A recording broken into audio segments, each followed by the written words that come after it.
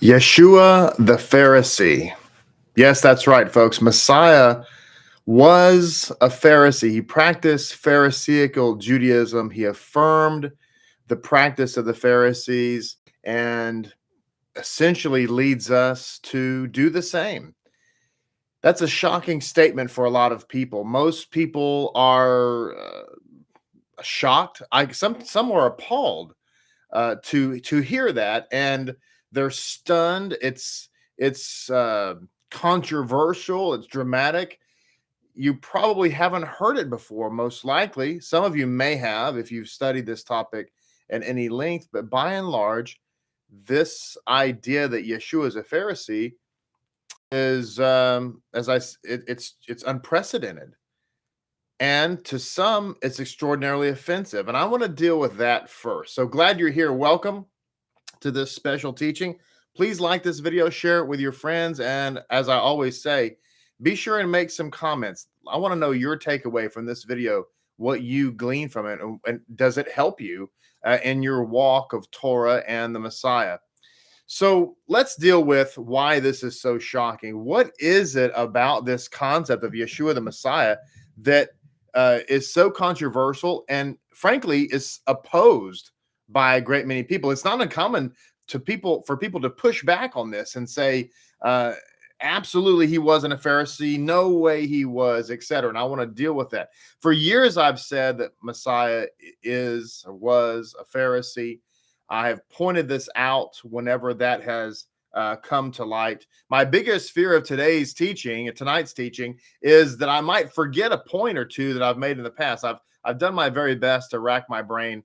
I've asked Hashem to help me to make sure I don't do that. But I promise you, if for some reason I later discover some other nuance or some other point, I'll be sure and put that in the comments or the description to this video. I do want to mention that I've only come up with about 37 bullet points to accentuate this reality for you. So I've only come up with 37. I couldn't quite get to 40, but there are 37 points that I have found that indicate that Messiah was in fact a Pharisee. And so we'll be dealing with that. So it's shocking to people. Why is it shocking? What is it about it that people just can't believe this to be the case and push back against it? And some of them don't want it to be the case, even though it's painfully obvious. It is. I'm going to make a really bold statement here and say that it's really quite impossible for Yeshua not to be a Pharisee. It's really not if you believe the Gospels. It's really, really quite impossible. I think even some historians, usually they're kind of Christian leading historians, are reluctant to make such a bold statement, even though they believe he was a Pharisee, for the very reason I'm about to tell you, because it pushes back against 2,000, well, not quite 2,000, but about 1,500 to 1,600 years of frank, stark anti-Semitism.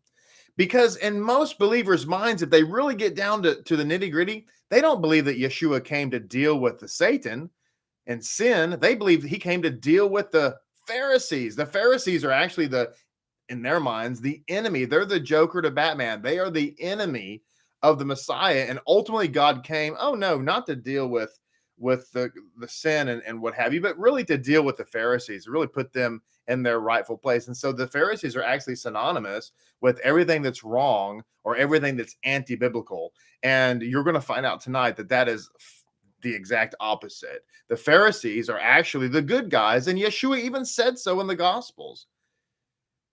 So let's deal with our psychology before we get into the theology. Why do people oppose this concept of Yeshua being a Pharisee? Well, first and foremost, it's just frank and blatant anti-Semitism. It's a Jewish bias. That's all it is.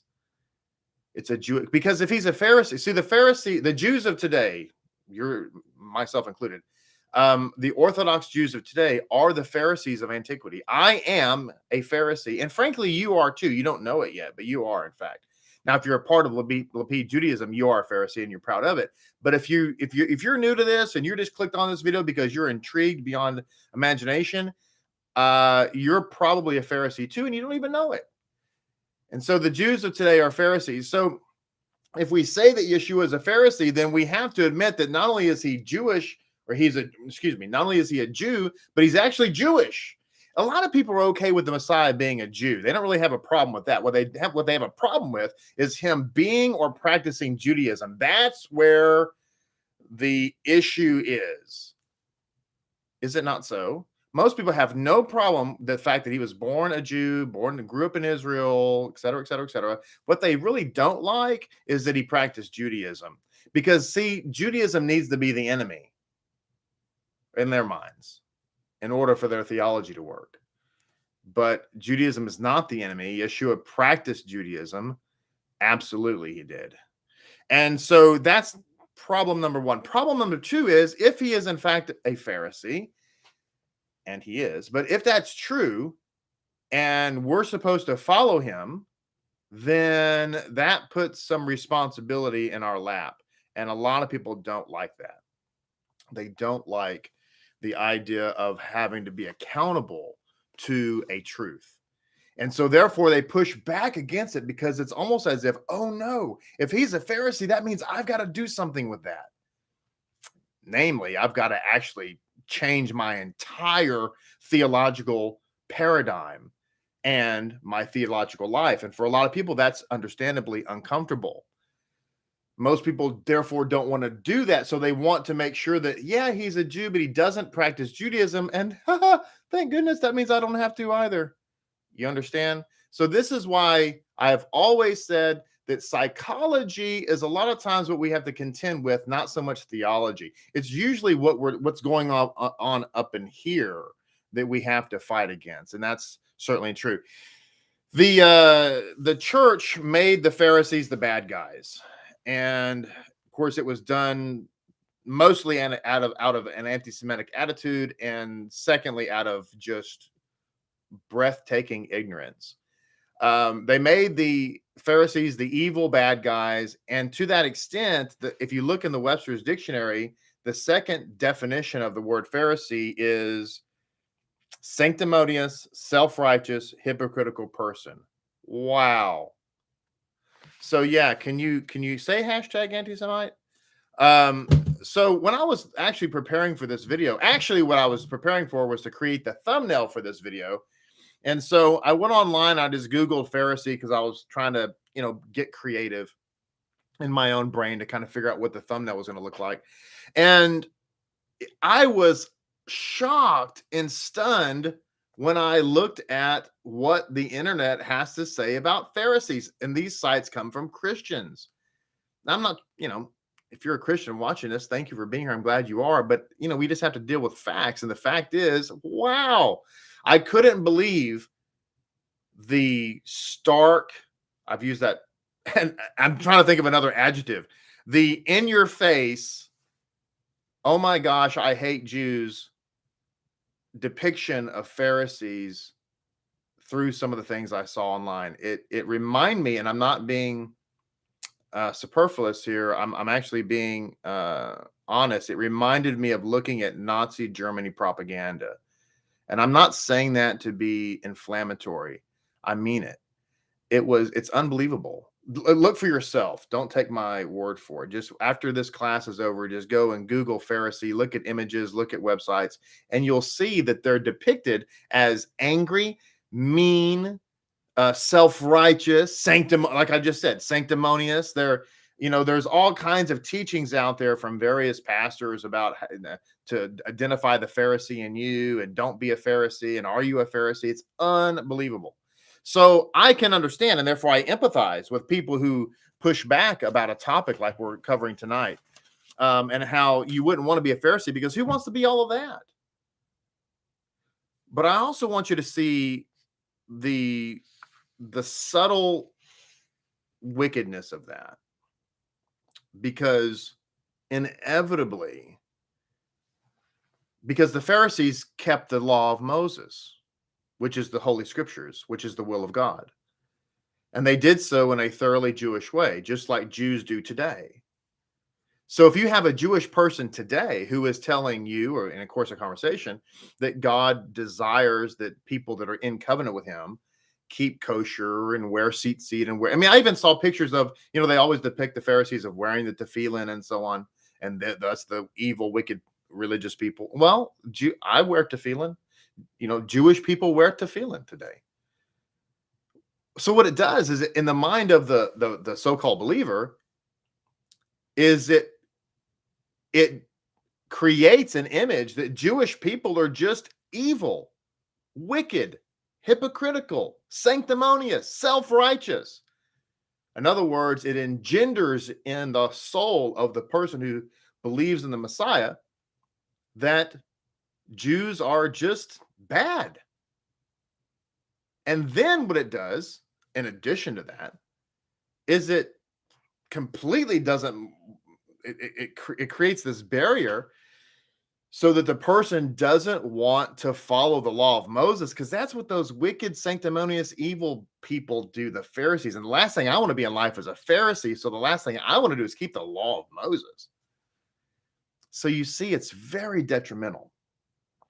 It's extremely detrimental that this idea was created and that this goes forth. So this is why understanding that Yeshua HaMashiach was a Pharisee is so liberating. Okay?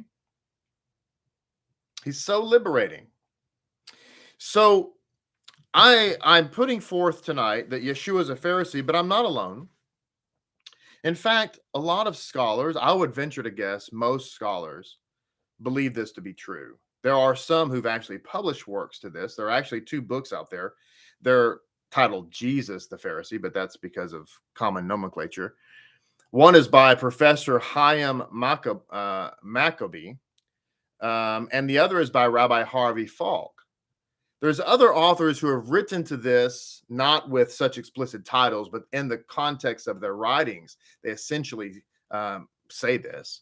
And that is the famed professor historian Giza Vermes, and the professor, again, famed Professor David Flusser, and then even the historian and Professor Daniel Borin. All of them have said the same thing. Okay.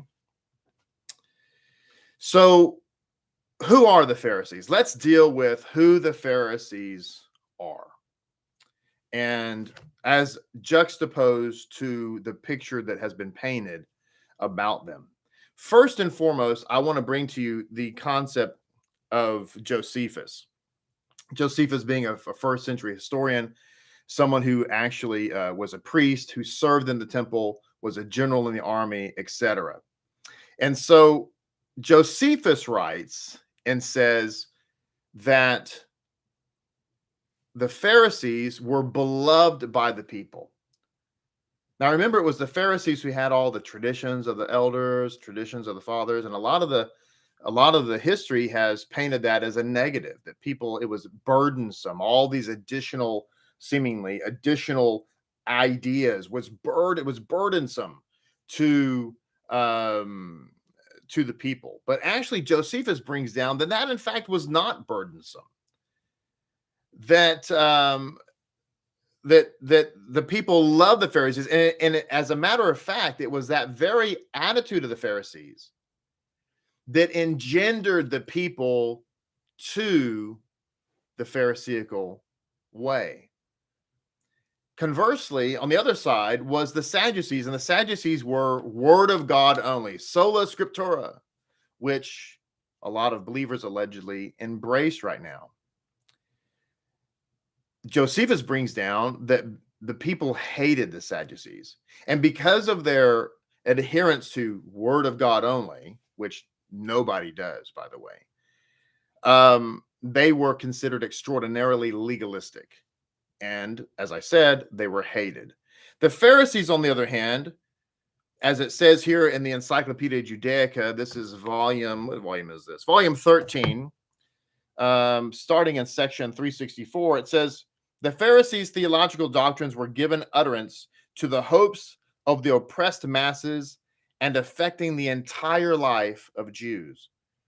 This hope was especially seen in doctrines which included belief in the resurrection of the dead, the day of judgment, reward and retribution, and the afterlife, the coming of the Messiah, and the existence of angels and divine foreknowledge, along with man's free choice and therefore responsibility for his deeds. Now, this is what I just said is a very critical concept to understand, to try to find out where Yeshua fits in this model, because it was the Pharisees who believed in all of these things. It was the Pharisees who believed in, as I said, eternal life, demons, and so on.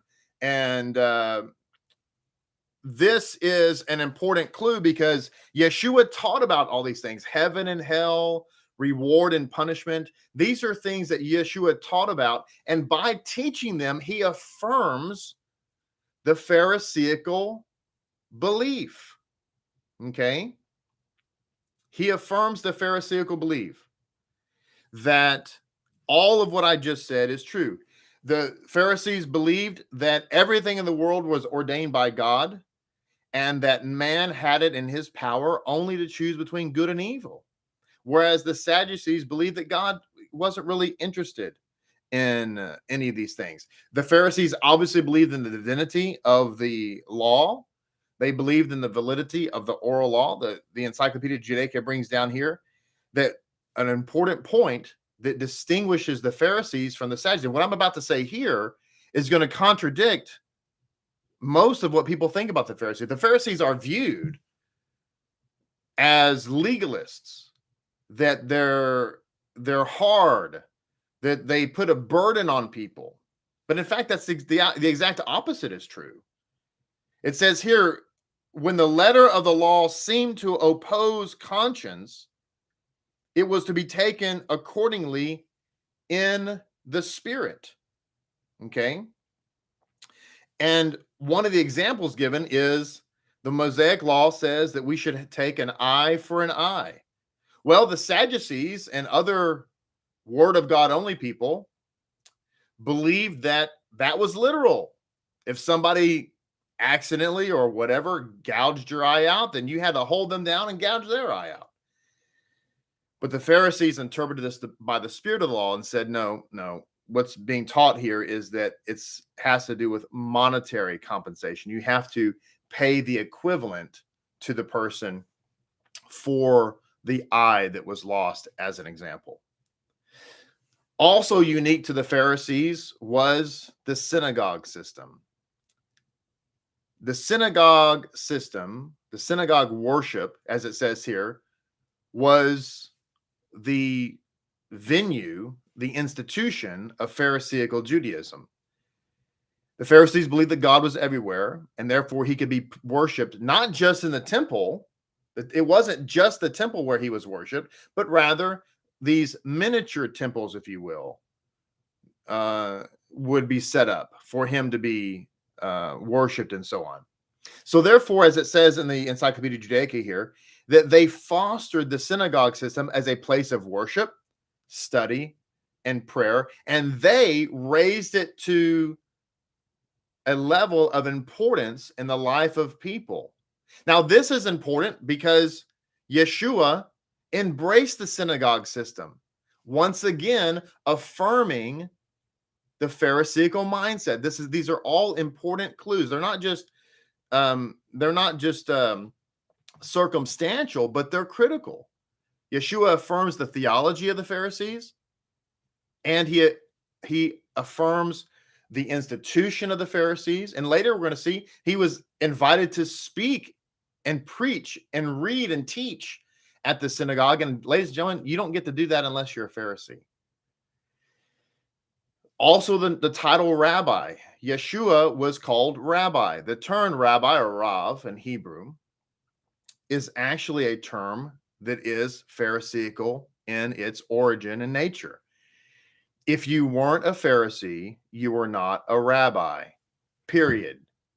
What I just said there is we could probably end the video right there, because if Yeshua is called a rabbi, then he is a Pharisee, and it is frankly impossible for it to be otherwise. Absolutely impossible. And finally, I wanted to read here just what the encyclopedia says, the Encyclopedia Judaica says about the relationship of the Pharisees to the New Testament. It says, while the Pharisees as a whole set a high ethical standard for themselves, not all lived up to it. It is mistakenly held that the New Testament references to them as hypocrites or offspring of vipers are applicable to the entire group. However, the leaders were well aware of the presence of the insincere among their number and described by the Pharisees themselves in the Talmud as sore spots and plagues of the Pharisaical party. We're going to look at some other things tonight to actually accentuate that point. But Yeshua, a lot of people have said about the Messiah that he confronted the Pharisees, that he pushed back against what they did. And in actual fact, a careful study of the Gospels indicates that Yeshua never one time did he condemn any Pharisaical practice as being invalid or void or not right or whatever. He never did, not one time. What he did do was push back against their apparent hypocrisy or moments in which they seem to elevate a rabbinic teaching or tradition and as a result diminish or sometimes do away with a written commandment, which sometimes happens in religious systems. But he never said that what you're doing is wrong and shouldn't be done. That's not what he said. What he said was, what you're doing should not do away with what's written over here. That's what he said. That's called reproof, rebuke, trying to make somebody better. Yeshua did not condemn all Pharisees as hypocrites. Did he talk about the hypocrisy that is found in the Pharisees sect? And by the way, there wasn't just one. There were multiple camps of Pharisees, and they didn't all agree on everything. And the answer to what I said, though, is yes, he did. He did sometimes refer to Pharisees as hypocritical, but so does the Talmud, which is a product of the Pharisees. In the Talmud, we find that there are harsh statements written against some Pharisees who were being hypocrites and not living up to the divine expectation. So this, ladies and gentlemen, in other words, you can't say that all Pharisees were hypocritical, just like you can't say that all people who love God are hypocritical. Although there are people in every group that are hypocrites, are there not? Of course there are. And sometimes we ourselves are hypocrites. Now, don't raise your hand and don't answer this, but how many times this week have you been a hypocrite? How many times this week have you done or said something that goes against your values or your beliefs? We all do it. It's called being a human being.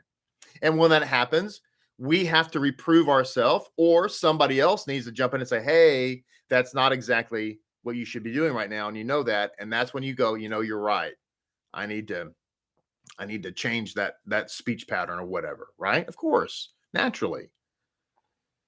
To look at an entire people group and condemn them as a hypocrite, especially, I'm going to say this, ladies and gentlemen, especially the Pharisees, who are the Pharisaical group of history, of antiquity, is chock full of extraordinarily knowledgeable, wise, and righteous men. I'm going to suggest that painting all of them as Pharisees as hypocrites and sanctimonious, self-righteous, wicked people, I'm going to suggest to you is extraordinarily dangerous on a spiritual level. I'll just leave it there. So let's go through some of these points that we have. How do we know specifically that Yeshua is a Pharisee? How do we know this? Well, something else I haven't mentioned yet is that the concept of Messiah itself is Pharisaical in origin.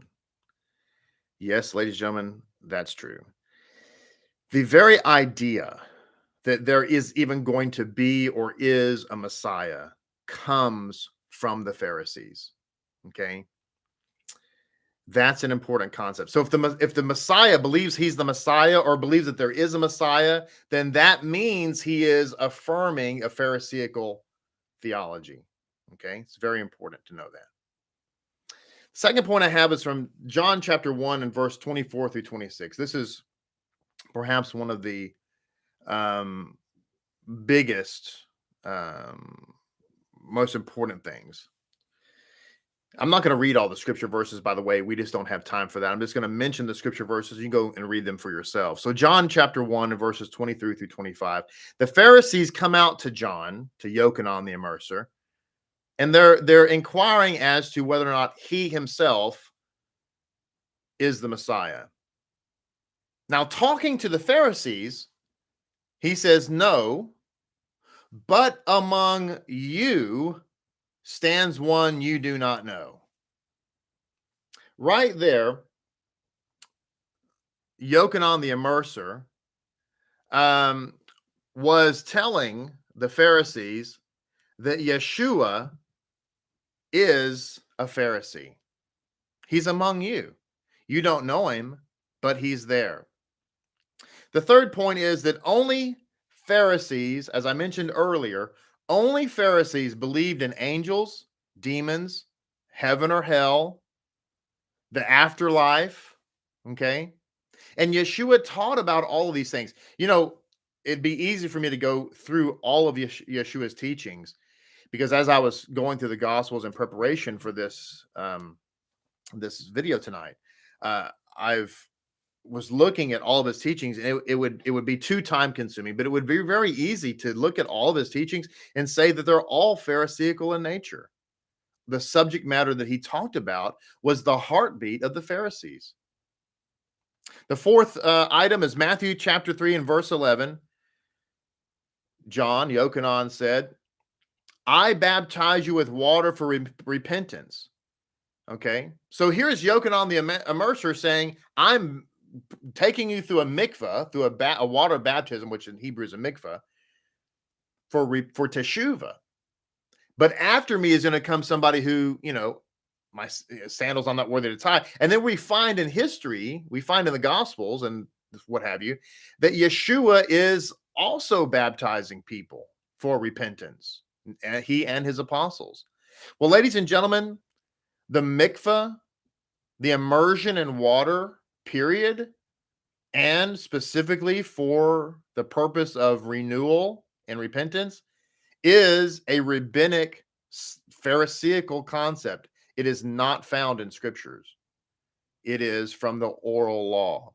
So the very fact that the man who is there spiritually to announce the Messiah is taking people through a mikvah as a essential element of the faith, and then Yeshua comes along and does the exact same thing,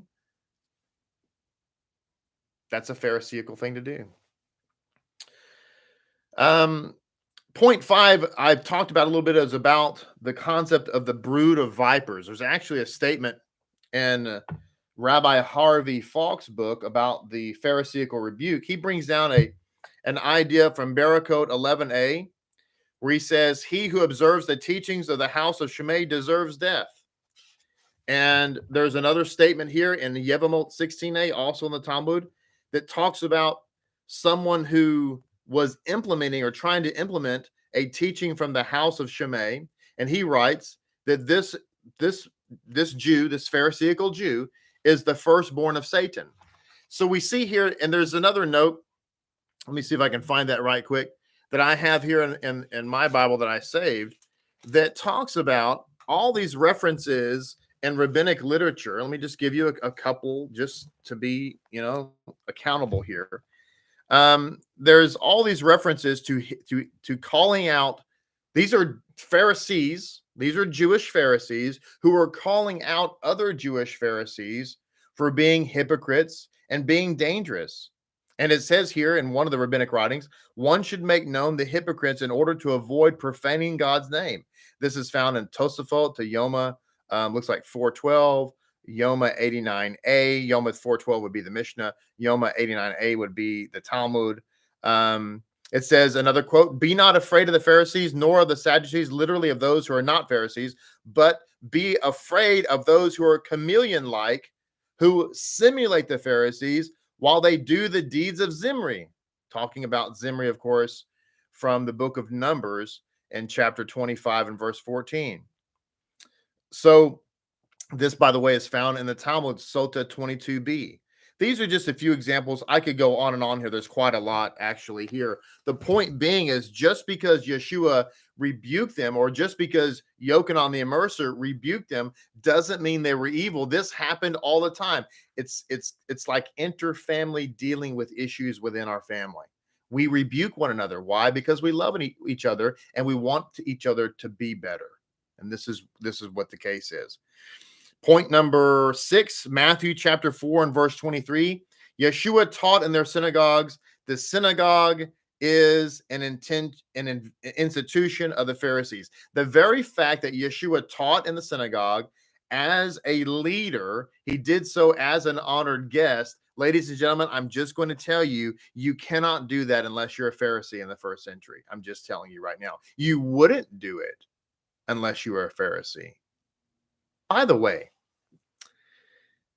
it's point 7 is, if the Pharisees wondered if Messiah was the Messiah, then that means he had to be a Pharisee. You know, the Encyclopedia Judaica, talking about the Pharisees, brings down the reality that their very name means the separate ones. And ladies and gentlemen, I can tell you right now, going back to the synagogue thing, let me just say this. If you're not a Orthodox Jew, you can't come to the Bema and read the Torah in a synagogue. You have to be an Orthodox Jew. If you're not Jewish, you have to be converted. You have to be a convert to read from the Bema. In any synagogue on the planet, you have to be a convert. If you're not Jewish, obviously, you have to be a convert, which if you're a convert, you are Jewish. Okay. But in any synagogue on the planet, if you want to read from the Bema, you have to be Jewish, period. You want to use the mikveh, you have to be a Jew, period. There isn't a synagogue in the world that has a different point of view than that. So back in the first century, remember, the synagogue is a Pharisaical institution. Today, Jews are the modern Pharisees. I'm proud of it. So if you're in the first century, if you're not a Pharisee, then you're not going to be invited to speak and teach at the synagogue. Are you kidding me? And why would you want to? Now, the Pharisees go to find out if Yeshua is the Messiah. Ladies and gentlemen, I'm just here to tell you right now, without any doubt whatsoever, if Yeshua is not a Pharisee, they wouldn't even care. He could be out there claiming to be the Messiah, and they wouldn't care. First of all, if he's a Sadducee, he has a minute following, because remember, the vast majority of people are Pharisees. No one's going to pay him any attention. He can't be an Essene because they're tucked away in some cultish camp by the Dead Sea. So he wouldn't be out anyway. He'd be in the camp. So he's not an Essene. He's not a zealot because they're political. They're not even really religious.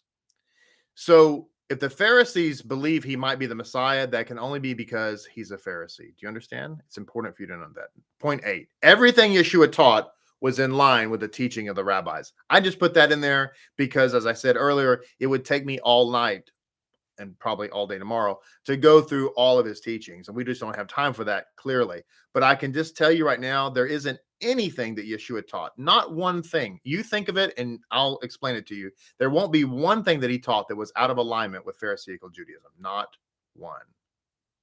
Point 9, Matthew 12:38. The Pharisees called him Rabbi. Again, as I said, this title was only for the Pharisees. Encyclopedia Judaica, volume 13, section 1445. Point 10, Yeshua taught in parables. This is very common amongst rabbinic writings. If you look at the Talmud or the Midrash Rabbah or the Zohar or a plethora of other sources, you will notice that the Pharisees / rabbis taught in parables. It was a very, very common way of teaching. Point 11, Matthew chapter 15. Why do your disciples break the traditions of the elders, and that some of them are not washing their hands? Remember that? Let me ask you a question. This is where we get to apply some logic, okay? If Yeshua wasn't a Pharisee, and the Pharisees are the ones who follow the traditions of the elders, why would the Pharisees ask him, why aren't your disciples following the traditions of the elders? What sense would that make? If Yeshua is not a Pharisee, then either A, they don't realize that, which begs the questions, why don't they realize that? And if if he's not a Pharisee, why would they even ask? So clearly, they believed he was a Pharisee, which means they would have believed that based on what they saw him do and heard him teach, which is why they asked him, how come your disciples aren't following the traditions of the elders? Otherwise, ladies and gentlemen, that is a completely nonsensical statement, and we'd have to assume that the entire story is made up. Point 12, Matthew chapter 17 and verse 10. Why then do the teachers of the law say that Elijah must come first? This is what his disciples are asking him. Now listen carefully to this. His disciples are asking him, why then do the teachers of the law, Pharisees, say that Elijah must come first, which, by the way, is in the oral Torah, not in the written Torah. Now, Yeshua did not rebuff them by saying, well, that's not true. There's nowhere in the written Torah where it says Elijah has to come first. That's just from that old rascally oral Torah and the teaching of the Pharisees, and you shouldn't believe any of that stuff because we're word of God only, guys. Is that what he said? No. In fact, he affirms and says, surely Elijah must come first, and I tell you, he has come. Now, ladies and gentlemen, that is Yeshua affirming the oral Torah and the tradition of the elders. It's very important. Point 13 from Matthew chapter 22, 37 through 40. Teaching about the two greatest mitzvot, which is the Shema and also the verse from Leviticus where it says, love your neighbor as yourself. In so doing, Yeshua was affirming the teaching of the Pharisaical master, Hillel the Great.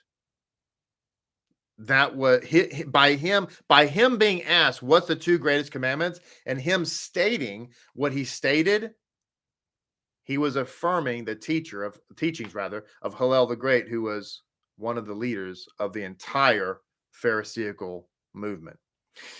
Point 14, Matthew 23:23. He affirms the oral tradition of giving tithes of the spices. He says you give your tithe, and you even tithe the mint and the dill, which, by the way, is not required by written law, but is part of the oral tradition. He says to them, you should not neglect the former, right?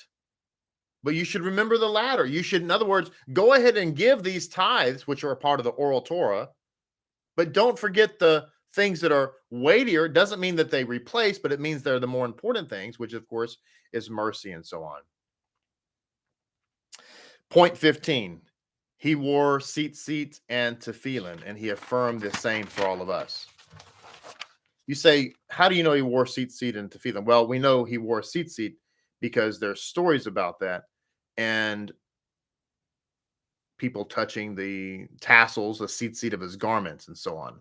What isn't mentioned is the concept that a holy man had, that there is a righteousness, inherent in those tzitzit, which those concepts are found in the oral traditions.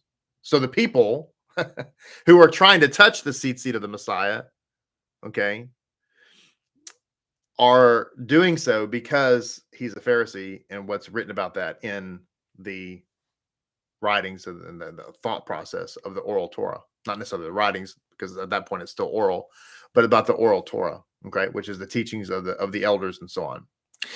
He talked about, some people say, well, he didn't really say that. Listen, he told his followers that people make their phylacteries large, their tefillin, and their tzitzit long. What's he saying? He's essentially saying, don't do that. He's affirming he didn't say listen, he did not say that wearing tefillin was not biblical because it's not found in the written law. Okay. As far as what they literally look like.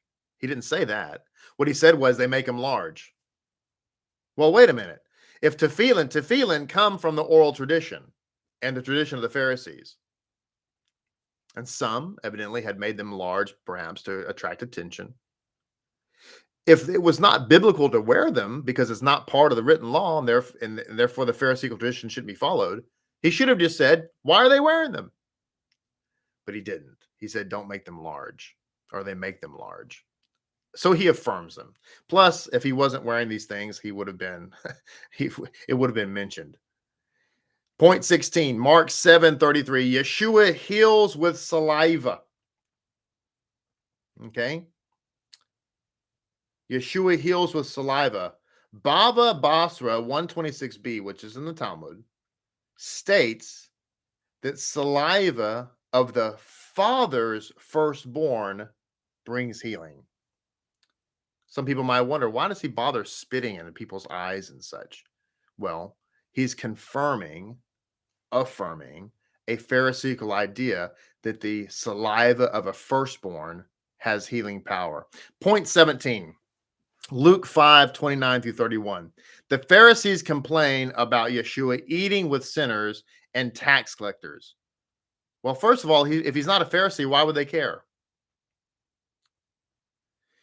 If Yeshua is not a Pharisee, why would they care who he's eating with? And why would it be shocking? It's only shocking because he's a Pharisee. And what does he say to them, by the way? He says the healthy don't need a doctor. To whom was he referring? He's referring to the Pharisees. In Yeshua's mind, the Pharisees were the healthy ones. They don't need the doctor. The people that need the doctor are the sinners and the tax collectors. So the Yeshua affirms that the Pharisees are the good guys. They're the righteous ones. Point 18, Luke 7:26. Pharisees invite Yeshua to dinner. Once again, ladies and gentlemen, I'm going to tell you this right now. One of the things the Pharisees were most noted for in the first century, particularly, was their adherence to purity laws. They would have never invited Yeshua to dinner if he wasn't a Pharisee. I'm just going to tell you that as a historical fact. That would have never, ever happened. A Pharisee would have never invited a non-Pharisee into their home, especially somebody who was purporting to be a teacher. Would have never happened. Point 19, Luke chapter 10 and verse 18. Yeshua says, I saw Satan fall like lightning. This, by the way, is a reference to the oral tradition. Point 20, Luke 10:30-37. The Good Samaritan. Well, if we take a sola scriptura approach to this story, then we would be forced to say that Yeshua was wrong. Because in the story, the man who was assaulted and left for dead appears to be dead. And therefore, the priest walks by him and the Levite walked by him. Now, most people who read this story have no idea of its significance. They really are generally clueless. All that they really know is that the Samaritan was sweet and took care of the guy and paid for his healing and paid for his room and board. And the priests and the Levites are just meanies, and they just didn't want to take care of the guy. But that's not it. That's not the big deal. The big deal is, it's true, maybe they didn't want to take care of him, but the question is, why didn't they want to take care of him? And the answer is because they thought he was dead. And so, according to the Pharisaical oral law, if one sees a Jew, especially, who's dead, a dead body, even if you're a priest or a Levite, you must defile yourself in order to honor the dead. But that comes not from the written Torah, but from the oral Torah. Because the written Torah tells a priest and a Levite, you're not supposed to defile yourself by a dead body. It's particularly a priest. Not supposed to defile yourself by a dead body. And a Levite, even though it doesn't necessarily have that injunction, if he became defiled, then he couldn't serve in the temple for a period of time. And so to them, it was more important not to become defiled and therefore not infringe upon their temple service rather than taking care of a dead body, what was believed to be a dead body. So the Good Samaritan comes along. The Samaritan is, of course, considered a barbarian, basically. That's not quite accurate, but they didn't have a good opinion about them. And he ends up defiling himself for this person, or thinking he's going to defile himself.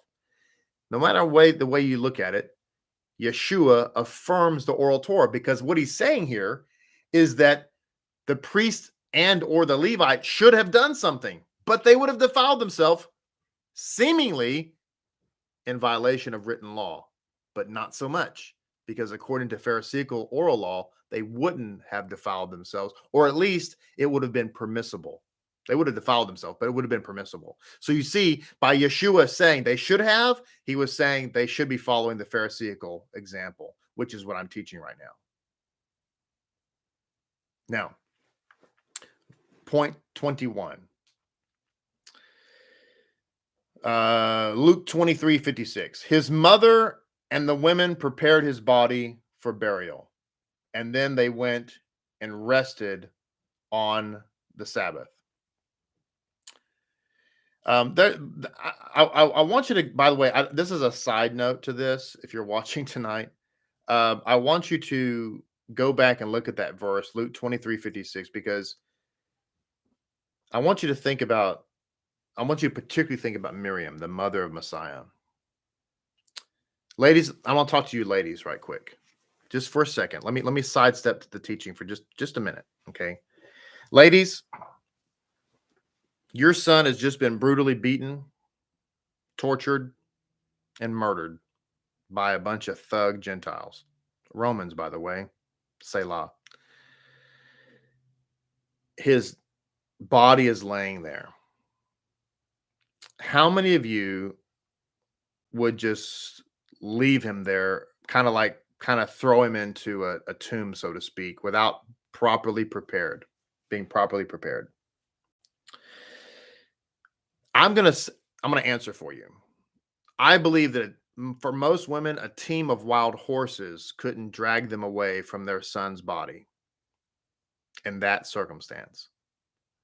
But I want you to take note that Miriam and the other ladies left him there in order to honor the Sabbath. Okay?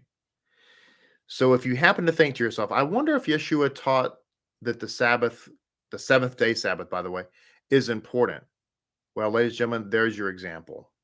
Now, getting back to this teaching, the entire concept about preparing a body for burial, particularly with spices, comes from, you guessed it, Pharisaical Judaism, aka oral Torah. Okay?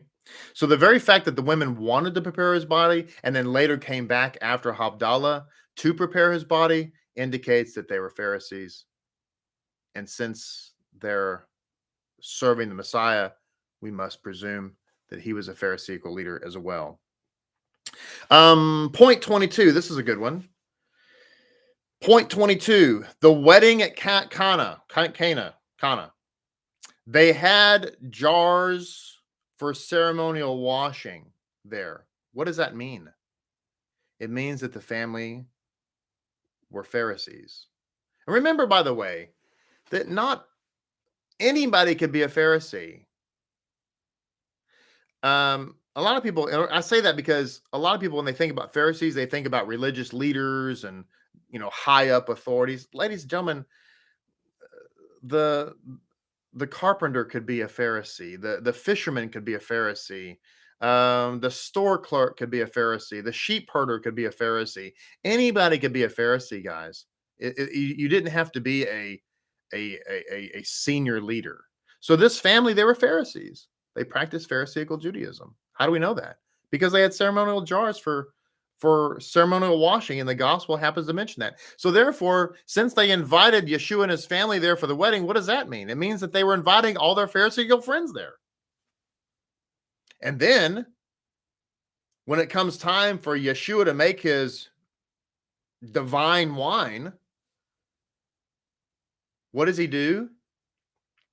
He asks for the ceremonial jars to be brought to him so that he could put the divine wine in there. Why? He's going to transform the water that's in the ceremonial jars into his supernatural holy wine. Why does he want to use the ceremonial jars? Because they're holy. And therefore, of all the containers in that house, they're the only ones worthy of containing his wine. So he's not only a Pharisee because he was invited, but he's a Pharisee because he's affirming the sanctity of ceremonial jars, which come from the oral tradition. Point 23, John 3:5. The Pharisee Nicodemus, who's mentioned in the Talmud, by the way, goes to him, calls him Rabbi. Now Nicodemus is a Pharisee for sure. He is one of the wealthiest people in Israel. That's what the Talmud tells us. And he himself is a scholar. And he goes to Messiah and calls him Rabbi. Now, listen to me, ladies and gentlemen. Back in those days, I'm a rabbi, but it's not the same as it was 2,000 years ago. 2,000 years ago, a rabbi was like a sage, someone who was not even a Torah scholar is not even. I mean, a rabbi today could be a Torah scholar, but back then it's just a whole nother level, just a whole nother level. That's all I can say. A rabbi today is a teacher. Yeah, it could be a Torah scholar, sure. But back then, it's a whole nother level. Okay. So for Nicodemus to go to Yeshua and call him Rabbi, friends, you're talking about a Pharisee and going to him and asking him a very important question. And that's a big statement is what I'm trying to say. Yeshua affirms to Nicodemus the use of a mikveh for spiritual transition. The mikveh, ladies and gentlemen, is a Pharisaical concept. It's not found in written Torah. Point 24, John 4:1. Yeshua baptizing more people than John. Why is he baptizing people if he's not a Pharisee? We've gone over that. Point 25, Yeshua prayed before he ate. Any one of you pray before you eat?